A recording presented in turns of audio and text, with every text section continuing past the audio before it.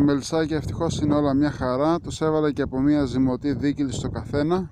Είχαν φάει σχεδόν όλοι και τη βανίλια που τους είχα βάλει πριν από ένα μήνα περίπου.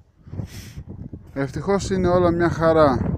Μέλισσες πολύ λίγες ψόφιες μπροστά από την είσοδο. Πάρα πολύ λίγες. Λογικά είναι σε φυσιολογικό αριθμό.